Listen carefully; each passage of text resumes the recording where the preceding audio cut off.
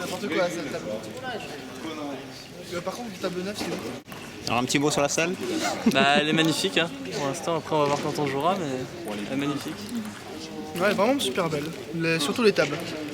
C'est honnête, c'est honnête. Ouais, non, vraiment, elle est belle. Plus, c'est mieux. Encore mieux si on joue bien dessus. Toi aussi. How are you? Okay. Yeah, hello. Hello. Hello.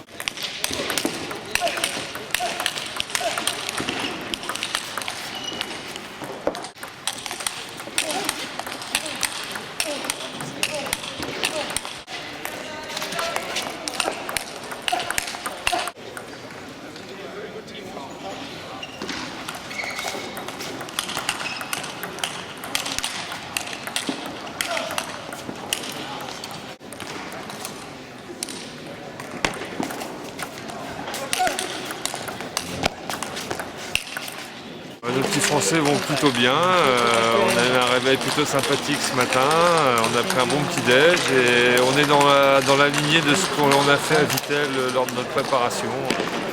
Les gars sont bien, sont en hâte je pense d'en découdre maintenant parce qu'on est dans la préparation finale. Mais comme je leur ai dit ce matin, entraînez-vous bien aujourd'hui et on pensera au match demain. Voilà. 4 joueurs sélectionnés, c'est ça? Ouais. 3 joueurs qui vont a priori débuter. Ouais. On les connaît déjà? Ouais, ben non. Les 4 joueurs sélectionnés sont là, sont bien présents. Il nous manque Adrien, forcément, qui était notre leader et qui nous a abandonnés en chemin à cause de sa blessure. Maintenant, j'ai 4 joueurs. J'ai 4 joueurs qui peuvent participer à toutes les rencontres. Il faudra faire des choix déjà par rapport à la forme du moment et puis des choix également par rapport à nos adversaires. Donc je pense déjà avoir décidé de qui jouera demain, mais vous le saurez demain soir. Voilà. Parmi ces 4 joueurs, est-ce qu'il y en a qu'on pourrait qualifier de petits bleus qui n'ont pas beaucoup d'expérience au niveau international? Disons qu'il y a Emmanuel Le Besson qui a déjà joué des championnats du monde, que ce soit par équipe qu'en individuel. Donc je dirais qu'il a plus d'expérience au niveau des seniors que les 3 jeunes qui ont gagné leur place.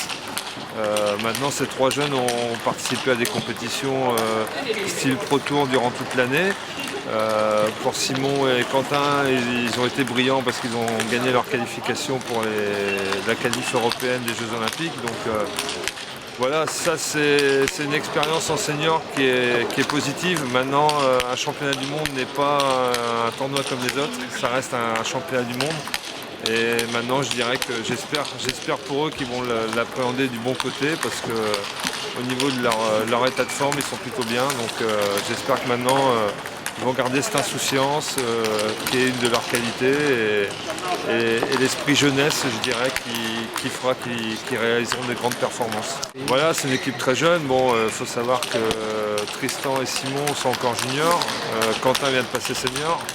Donc ils ont une grande expérience au niveau des juniors. Maintenant, comme je vous l'ai dit précédemment, au niveau des seniors, ils commencent à se forger une petite expérience de par la participation dans les différents Pro Tours de l'année. C'est bien quoi, c'est bien de les lancer maintenant parce qu'ils ont un gros potentiel, on le sait, et ils vont engranger de l'expérience durant cette compétition. Maintenant, j'espère qu'elle sera le plus positive possible, mais c'est la compétition qui en décidera.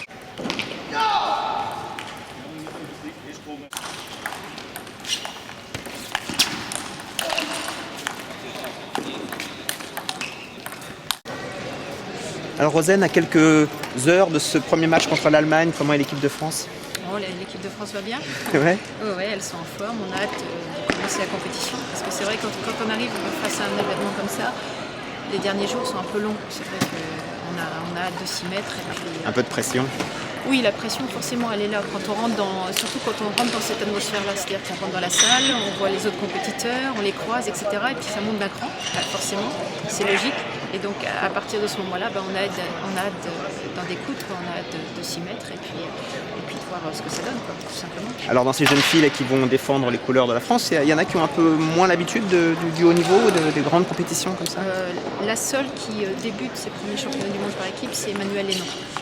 C'est la première fois qu'elle fait un championnat du monde. Elle avait fait les championnats d'Europe l'année dernière avec nous. Et c'est son premier championnat du monde par équipe. Donc c'est vrai que c'est la seule. Autrement, les autres ont vraiment l'habitude d'évoluer dans ces compétitions. Alors on va dire une petite bleue comme ça, comment on l'entoure? Est-ce que le reste de l'équipe l'aide ou est-ce que c'est plutôt ton rôle? Oui, oui. Il y a les deux, en fait, les deux phases, bien sûr.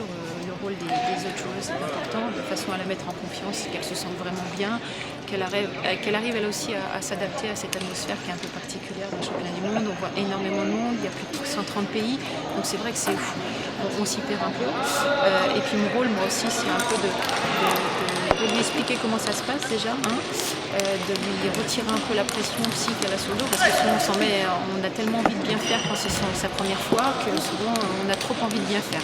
Et souvent ça tend les gens et c'est non productif.